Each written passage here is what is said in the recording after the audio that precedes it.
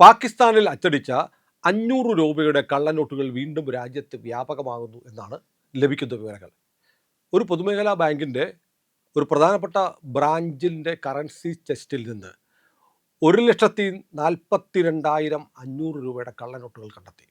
ഞെട്ടിക്കുന്ന വാർത്തയാണ്. നമുക്കറിയാം, പാകിസ്ഥാനിൽ നിന്ന് അച്ചടിച്ച ഇന്ത്യയിലെ നോട്ടടിക്കുന്ന അതേ പേപ്പറിൽ, അതേ മഷിയിൽ, അതേ സെക്യൂരിറ്റി ത്രെഡും വെച്ച് ഇംഗ്ലണ്ടിലെ ദേലാറു എന്ന് പറയുന്ന കമ്പനിയിൽ നിന്ന് വാങ്ങിയ പേപ്പറും മറ്റും ഉപയോഗിച്ച് പാകിസ്ഥാൻ കറൻസി നോട്ടടിച്ച് ഇന്ത്യയിലേക്ക് വിതരണം ചെയ്തിരുന്നു. ദേലാറുവിന് കരാർ കൊടുത്തിരുന്നത് മുൻ UPA സർക്കാരാണ്, കോൺഗ്രസ് സർക്കാരാണ്. ചിദംബരമായിരുന്നു അതിൻ്റെ പിന്നിൽ. നമ്മൾ സവിസ്തരം അത് ചർച്ച ചെയ്തിട്ടുണ്ട്.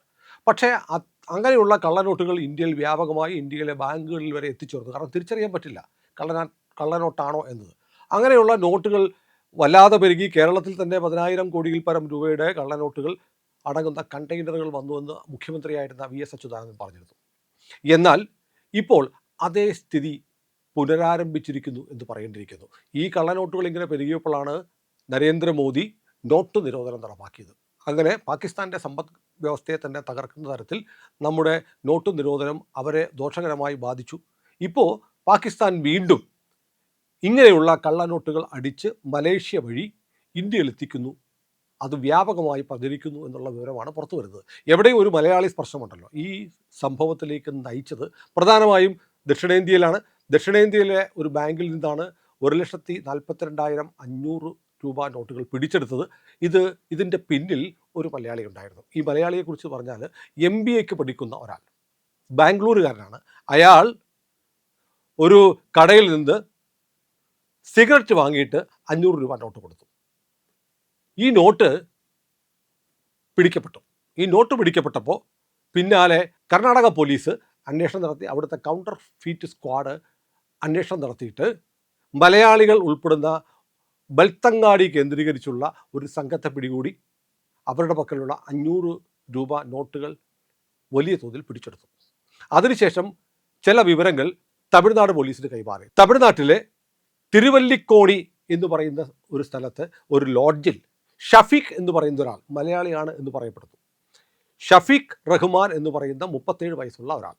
ഇയാളുടെ ചില വിവരങ്ങൾ ചോദ്യം ചെയ്തതിനെ തുടർന്ന് തമിഴ്നാട് പോലീസിന് കിട്ടുന്നു. ഇയാൾ താമസിക്കുന്ന ലോഡ്ജിൽ പോലീസ് റെയ്ഡ് ചെയ്തപ്പോൾ കിട്ടിയത് 11,21,000 രൂപയുടെ 500 രൂപ നോട്ടുകളാണ്. അന്വേഷണം അവിടെ നിന്നില്ല. അയാൾ നൽകിയ വിവരങ്ങളെ തുടർന്ന് പോലീസ് വീണ്ടും അന്വേഷിച്ചു. ക്ഷേത്ര നഗരമായ തഞ്ചാവൂരെത്തുമ്പോൾ ചില മൊബൈൽ ഡാറ്റയും ഒക്കെ പരിശോധിച്ചിട്ട് തഞ്ചാവൂർ എത്തിയപ്പോൾ അവിടെ 41 വയസ്സുകാരനായ രവിചന്ദ്രൻ എന്നൊരാളെ പിടിക്കുന്നു. രവിചന്ദ്രൻ്റെ പക്കൽ 22,79,000 രൂപയുടെ കള്ളനോട്ടുകൾ. രവിചന്ദ്രൻ്റെ കയ്യിൽ നിന്ന് കിട്ടിയ വിവരങ്ങൾ അനുസരിച്ച് തമിഴ്നാട് പോലീസ് നേരെ പോകുന്നത് ചെന്നൈ എയർപോർട്ടിലാണ്. ചെന്നൈ എയർപോർട്ടിൽ സുന്ദരിയായ ഒരു യുവതി നിൽപ്പുണ്ട്. ആ യുവതി മലേഷ്യയ്ക്ക് പോകാൻ നിൽക്കുകയാണ്. സെക്യൂരിറ്റി ചെക്കിൻ കഴിഞ്ഞ് മലേഷ്യയ്ക്കുള്ള വിമാനത്തിലേക്ക് കയറാൻ പോകുന്നതിന് മുമ്പ് അവരെ പിടികൂടുന്നു. അവരുടെ പേര് ഭുവനേശ്വരിയെ പിടിക്കുന്നു. ഭുവനേശ്വരി മലേഷ്യക്കാരിയാണ്. മലേഷ്യയിൽ നിന്ന് ഇന്ത്യയിലേക്ക് കള്ളനോട്ടുകൾ എത്തിക്കുന്ന ശൃംഖലയിലെ കണ്ണി. ഭുവനേശ്വരിയിൽ നിന്ന് ലഭിച്ച വിവരങ്ങളുടെ അടിസ്ഥാനത്തിൽ ഷഫീഖ്, നേരത്തെ പറഞ്ഞ രവിചന്ദ്രൻ, എന്നിവർക്ക് പുറമെ പരിമള എന്നൊരു സ്ത്രീയെ അറസ്റ്റ് ചെയ്തു. ഇവർ നിരന്തരം ഇന്ത്യയിൽ നിന്ന് ചെന്നൈ വഴി, ബാംഗ്ലൂർ വഴി മലേഷ്യയ്ക്ക് പോയി വരുന്ന സ്ത്രീയാണ്. മലേഷ്യയ്ക്ക് പോയി വരുന്ന ഈ സ്ത്രീ എങ്ങനെയാണ് കള്ളനോട്ടുകൾ എത്തിക്കുന്നതിനെക്കുറിച്ചുള്ള വിവരം പോലീസിന് കിട്ടിയിട്ടുണ്ട്. ഞാനത് പറയാം. അതുകൂടാതെ ഈ രവിചന്ദ്രൻ്റെ സഹോദരൻ രമേഷ് 25 വർഷമായിട്ട് മലേഷ്യയിൽ താമസിക്കുകയാണ്. ഇയാൾ പലപ്പോഴും നേപ്പാളിൽ വന്നിട്ടുണ്ട്, മലേഷ്യയിൽ നിന്ന് പാകിസ്ഥാനിൽ പോയിട്ടുണ്ട്. അപ്പോൾ ഇങ്ങനെ ഇവരെല്ലാം ബന്ധപ്പെട്ട് ഷഫീഖ് റഹ്മാൻ്റെ നേതൃത്വത്തിൽ ഭുവനേശ്വരി, പരിമള, രവിചന്ദ്രൻ, രമേഷ്, മലേഷ്യയിൽ താമസിക്കുന്ന രവിചന്ദ്രൻ്റെ സഹോദരൻ രമേഷ്, ഇവരടങ്ങുന്ന ഒരു സംഘത്തെയാണ് ഇപ്പോൾ തമിഴ്നാട് പോലീസ് പിടികൂടിയിരിക്കുന്നത്. നമ്മുടെ പത്രങ്ങളിലൊന്നും ഒരു വാർത്തയും വന്നിട്ടില്ല. അത് സംബന്ധിച്ചുള്ള അന്വേഷണം കാര്യമായി നടക്കുമ്പോൾ കേന്ദ്ര ഏജൻസികളായ IBയും NIAയും ഈ നോട്ടുകളുടെ ഉറവിടം തേടിയുള്ള അന്വേഷണം ആരംഭിച്ചു. അപ്പോഴാണ് ഇതിൻ്റെ പിന്നിലുള്ള വലിയ ശൃംഖല എന്ന് പറയുന്നത് രാജ്യത്തിന് പുറത്ത് നോട്ട് അച്ചടിക്കുന്നു. ഈ നോട്ട് ബംഗ്ലാദേശ് വഴി, നേപ്പാൾ വഴി, പാകിസ്ഥാൻ വഴി ഇന്ത്യയിലേക്ക് കടത്തുന്നു.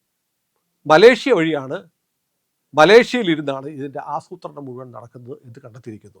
ഇത്തവണ ഒരു സവിശേഷത ഉള്ളത്, ഷഫീഖ് റഹ്മാൻ എന്ന് പറയുന്ന ഒരാളുടെ നേതൃത്വത്തിൽ സൗത്ത് ഇന്ത്യ, ദക്ഷിണേന്ത്യ കേന്ദ്രീകരിച്ചാണ് ഈ വ്യാജ കറൻസി റാക്കറ്റ് പ്രവർത്തിക്കുന്നതെന്നാണ് കേന്ദ്ര ഏജൻസികൾ പറയുന്നത്. എനിക്കറിയില്ല ഈ വാർത്ത എന്തുകൊണ്ടാണ് കേരളം ഉൾപ്പെടെയുള്ള സംസ്ഥാനങ്ങളിലെ മാധ്യമങ്ങളിൽ വരാത്തത്. തമിഴ്നാട്ടിലെ പത്രങ്ങളിൽ ചെറിയ വാർത്ത വന്നിരുന്നു. കേരളത്തിലെ മാധ്യമങ്ങൾ ഇത് റിപ്പോർട്ട് ചെയ്തിട്ടില്ല. മലയാളി ബന്ധം ഉള്ളത് കൊണ്ടാണോ, അതോ ഈ ഷഫീഖ് റഹ്മാൻ എന്ന് പറയുന്ന ഒരാളാണ് ഈ സംഘത്തലവൻ എന്നത് പറയാനുള്ള ബുദ്ധിമുട്ട് കൊണ്ടാണോ കേരളത്തിലെ മാധ്യമങ്ങൾ ഇത് റിപ്പോർട്ട് ചെയ്തിട്ടില്ല എന്നത് വലിയ കഷ്ടമാണ്. കാരണം ഇത്തരം കാര്യങ്ങൾ അറിയണമല്ലോ. കാരണം നമ്മുടെ പക്കലിരിക്കുന്ന നോട്ട് ഒറിജിനലാണോ, നമ്മളെടുത്ത് പരിശോധിക്കുന്നു. ഈ നോട്ട് ഒറിജിനലാണോ എന്ന് നമുക്കറിയില്ല. മുമ്പ് അത് സംഭവിച്ചിരുന്നു. നേരത്തെ പറയുന്ന പോലെ ഇംഗ്ലണ്ടിലുള്ള ദേലാറു എന്ന് പറയുന്ന കമ്പനി അവർ ഇന്ത്യയിലെ നോട്ടടിക്കുന്ന അതേ കടലാസ് പാകിസ്ഥാന് കൊടുത്തിട്ട് പാകിസ്ഥാനിലെ സർക്കാർ പ്രസ്സിൽ, ശ്രദ്ധിക്കണം, സർക്കാരിൻ്റെ പ്രസ്സിൽ, നമ്മൾ ഇന്ത്യയിലെ കറൻസി നോട്ടടിക്കുന്ന പോലെ പാകിസ്ഥാൻ്റെ കറൻസി അടിക്കാനുള്ള സർക്കാരിൻ്റെ പ്രസ്സിൽ ഇന്ത്യൻ നോട്ട് പ്രിൻ്റ് ചെയ്യുന്ന അതേ സെക്യൂരിറ്റി സംവിധാനങ്ങളുള്ള നോട്ട് പ്രിൻ്റ് ചെയ്ത് എത്തിക്കുകയായിരുന്നു. അതുകൊണ്ടാണ് നമ്മുടെ നോട്ടുകൾ പിടിക്കാൻ പറ്റാതിരുന്നത്. ഇത്തരം നോട്ടുകൾ ഇവിടെ വന്നിട്ട് നമ്മളറിയാം, നോക്കി നിൽക്കെ ഈ MIT-യിലൊക്കെ മീൻ വിറ്റ് നടന്നവരൊക്കെ കോടീശ്വരന്മാരായ കാഴ്ച നമുക്കറിയാം. നമ്മുടെ ചുറ്റുപാടുമുണ്ട്, നിങ്ങളുടെ ചുറ്റുമുണ്ട്, നിങ്ങൾ കണ്ടിട്ടുണ്ട്. അങ്ങനെ വളരെ പെട്ടെന്ന് ആളുകൾ പണക്കാരാവുകയും സംസ്ഥാനത്തിൻ്റെയും രാജ്യത്തിൻ്റെയും പല ഭാഗത്തും വലിയ ആരാധനാലയങ്ങൾ, മസ്ജിദുകൾ, എന്തിനാ പറയാതിരിക്കുന്നത്, മസ്ജിദുകൾ പൊങ്ങി വന്നു. താജ്മഹലിനെ വെല്ലുന്ന മസ്ജിദുകൾ നിങ്ങൾ കേരളത്തിലുള്ള സഞ്ചരിക്കുമ്പോൾ അറിയാം, ദക്ഷിണേന്ത്യയിൽ പ്രത്യേകിച്ച് സഞ്ചരിക്കുമ്പോൾ അറിയാം, വലിയ മസ്ജിദുകളൊക്കെ താജ്മഹലാണോ എന്ന് തോന്നിപ്പോകുന്ന തരത്തിലുണ്ടായി വന്നത്. എവിടെ നിന്നാണ് ഈ പണം വന്നത്? സർക്കാർ ഏജൻസികൾ, രഹസ്യാന്വേഷണ ഏജൻസികളൊക്കെ പറയുന്നത് ഏറ്റവും സുരക്ഷിതമായി പണം, കള്ളനോട്ട്, കള്ളപ്പണം ചെലവഴിക്കാനുള്ള ഏറ്റവും നല്ല മാർഗം ആരാധനാലയങ്ങൾ പണിയുക എന്നതാണ്. അതാവുമ്പോൾ ആരും ചോദിക്കാൻ വരില്ല, എവിടുന്ന് പണമെന്ന് ആരും ചോദിക്കില്ല. ഒരു സ്വകാര്യ വ്യക്തി, ഒരു മുഹമ്മദോ ഷാഫിയോ ഒരു വലിയ വീട് വെച്ചാൽ ഇതുപോലെ എവിടുന്ന് കാശ് കിട്ടി എന്നുള്ള അന്വേഷണം വരും.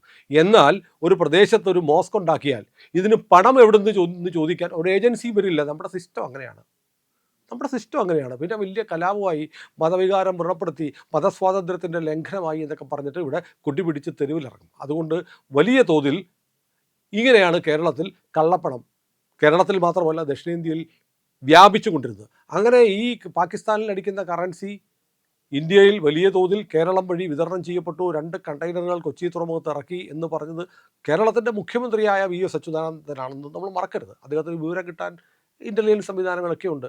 അതുവഴി കിട്ടി. ഈ കറൻസി ഇവിടെ വന്ന് സ്പ്രെഡായി നമ്മുടെ കറൻസിയുമായി കൂടിക്കലർന്ന് ബാങ്ക് ചെസ്റ്റുകളിൽ, റിസർവ് ബാങ്കിൽ വരെ എത്തി.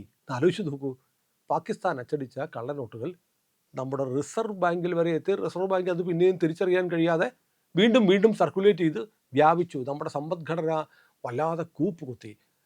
ഇങ്ങനെ ഇതിനുള്ള ഒത്താശയൊക്കെ ചെയ്തു കൊടുത്തതിന് നമ്മുടെ ചില രാഷ്ട്രീയ നേതാക്കന്മാരും രാഷ്ട്രീയ പാർട്ടികളും ആയിരക്കണക്കിന് കോടി സമ്പാദിച്ചു, രാജ്യത്തെ ഒറ്റുകൊടുത്ത്. അത് വേറൊരു കഥയാണ്, നമ്മൾ പറഞ്ഞിട്ടുള്ള കഥ. ഏതായാലും ഇപ്പോൾ അതിൻ്റെ ഒരു തനിയാവർത്തനം, നോട്ട് നിരോധനത്തിലൂടെ നമ്മുടെ നാട്ടിലെ കള്ളനോട്ടുകൾ അവസാനിപ്പിക്കാൻ കഴിഞ്ഞുവെങ്കിൽ പുതിയ 500 രൂപ നോട്ട് വ്യാജമായി അച്ചടിച്ചിറക്കുന്ന സംഘമുണ്ടായിരിക്കുന്നു. ഇവർക്കൊരു പണി പറ്റിയായിരുന്നു. 2000 നോട്ട് ഇറങ്ങിയപ്പോൾ 2000-ൻ്റെ നോട്ടുകൾ, വ്യാജ നോട്ടുകൾ കുറച്ച് ഇറക്കി നോക്കി. അത് മനസ്സിലാക്കിയിട്ടാണ് സർക്കാർ നോട്ടുകൾ പിൻവലിച്ചത്. 2000-ൻ്റെ നോട്ടുകൾ ഇപ്പോൾ സർക്കുലേഷൻ ഇല്ല, പിൻവലിച്ചു.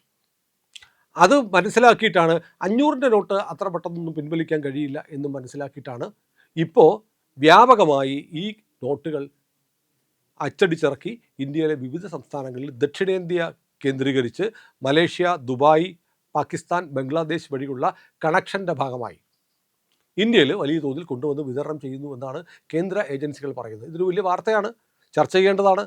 സ്വാഭാവികമായും ഇതിൻ്റെ പ്രത്യാഘാതം എന്തായിരിക്കും എന്ന് പറഞ്ഞാൽ 500-ൻ്റെ നോട്ട് വലിയ താമസം കൂടാതെ ഇല്ലാതാവും.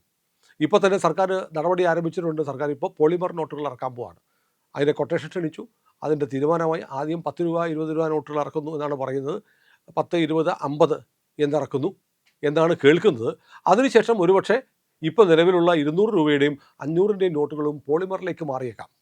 പോളിമർ നോട്ടുകൾ ഇറങ്ങിക്കഴിഞ്ഞാൽ കറൻസി നോട്ടുകൾ, കടലാസിലുള്ള നോട്ടുകൾ വ്യാപകമായി പിൻവലിക്കുകയും ചെയ്യുന്ന സാഹചര്യം ഉണ്ടാകാം. എനിക്ക് തോന്നുന്നു ഇപ്പോൾ ഈ കള്ളനോട്ടുകൾ വീണ്ടും വിദേശത്ത് പാകിസ്ഥാൻ വഴി തന്നെ ജനറേറ്റ് ചെയ്ത് വരുന്നു എന്നുള്ള വാർത്ത കാര്യമായി ചർച്ച ചെയ്യപ്പെടാതിരിക്കാൻ കേന്ദ്ര ഏജൻസികളും കേന്ദ്ര സർക്കാരും ശ്രദ്ധിക്കുന്നുണ്ടോ എന്നൊരു സംശയം എനിക്കുണ്ട്. കാരണം അത്തരം ഒരു വാർത്ത വന്ന് ഈ പോലീസിൻ്റെ അറസ്റ്റുമൊക്കെ ഉണ്ടാകുമ്പോൾ തമിഴ്നാട്ടിലെ പത്രങ്ങളിൽ മാത്രം ഒതുങ്ങുന്നൊരു വാർത്തയായി ഇതെന്തുകൊണ്ട് മാറി എന്നെനിക്കറിയില്ല. ഏതായാലും കേന്ദ്ര ഏജൻസികൾ അതീവ ജാഗ്രതയോടെ ഇത് നോക്കുന്നുണ്ട്. ഈ കള്ളനോട്ടുകളുടെ പ്രവാഹം തടയാനുള്ള നടപടികളുണ്ടാവും. പിന്നെ ഈ പറഞ്ഞതുപോലെ നമുക്ക് അഭിമാനിക്കാം, കേരളത്തിലുള്ളവർക്ക് അഭിമാനിക്കാം, മലയാളിക്ക് അഭിമാനിക്കാം. ഒരു ഷഫീഖ് റഹ്മാനുണ്ട്, വേറെ 7 മലയാളികളുണ്ട്. മലയാളി എവിടെ ചെന്നാലും ഉണ്ടാവുമല്ലോ. ഇപ്പോൾ കള്ളനോട്ടാണെങ്കിലും രാജ്യവിരുദ്ധ പ്രവർത്തനങ്ങൾ എവിടെയുണ്ടോ അവിടെ ഒരു മലയാളി ഉണ്ടാവും, അവിടെ ഷഫീഖുമാരും ഉണ്ടാകുമെന്നുള്ളത് നമ്മളെപ്പോഴും കണ്ടുകൊണ്ടിരിക്കുകയാണ്. ഏതായാലും ഈ പോളിമർ കറൻസി ഏതാനും മാസങ്ങൾക്കകം നമ്മുടെ രാജ്യത്ത് വരാൻ പോവുകയാണ്. അത് മറ്റൊരു സർജിക്കൽ സ്ട്രൈക്കാണ് എന്ന് മുമ്പൊരു വീഡിയോയിൽ ഞാൻ പറഞ്ഞു. ഏതായാലും കയ്യിലുള്ള നോട്ട് ഒന്നുകൂടെ ശ്രദ്ധിക്കുക. ആ നോട്ട് കള്ളനോട്ടാണോ എന്ന് തിരിച്ചറിയാനുള്ള ഒരുപാട് മാർഗ്ഗങ്ങളുണ്ട്. എങ്ങനെ ഒരു നോട്ട് കള്ളനോട്ടാണോ അല്ലയോ എന്ന് തിരിച്ചറിയാം എന്നത് സംബന്ധിച്ച് ചില വിഷ്വൽ ഡെമോകൾ ഈ വീഡിയോയുടെ അവസാനം ഞാൻ കാണിക്കാം. നമ്മളതിൻ്റെ ചിത്രങ്ങൾ കാണിക്കുന്നുണ്ട്, നിങ്ങൾ സ്ക്രീനിൽ അത് കാണും. അത് നോക്കുമ്പോൾ അറിയാം കള്ളനോട്ട് എങ്ങനെ തിരിച്ചറിയാം എന്നുള്ള അടയാളങ്ങൾ നിങ്ങൾക്ക് സവിസ്തരം കാണാൻ പാകത്തിന് അത് സ്ക്രീനിൽ കാണിക്കാം. നോക്കുക. കയ്യിലുള്ള 500ൻ്റെ നോട്ട് കള്ളനോട്ടല്ല എന്ന് ഉറപ്പ് വരുത്തുക. ഉണ്ടെങ്കിൽ കള്ളനോട്ടാണെങ്കിൽ ഭയപ്പെടേണ്ട കാര്യമില്ല, ഉത്തരവാദപ്പെട്ടവരെ അറിയിക്കുക. കാരണം ഈ നോട്ട് നമ്മുടെ രാജ്യത്തെ തകർക്കാൻ രാജ്യത്തിൻ്റെ ശത്രുക്കൾ അടിച്ചിറക്കിയതാണ്. അത് ധൈര്യപൂർവ്വം റിപ്പോർട്ട് ചെയ്യുക എന്നുള്ളത് നമ്മുടെ ഉത്തരവാദിത്തമാണ്. മറ്റാരും പറയാത്ത വാർത്തകളുമായിട്ട് ഇന്ത്യ ലൈവ് നിങ്ങൾക്കൊപ്പം ഉണ്ട്. നമ്മുടെ ചാനൽ ഇനിയും സബ്സ്ക്രൈബ് ചെയ്തിട്ടില്ല എങ്കിൽ ഉറപ്പായും ചെയ്യണേ.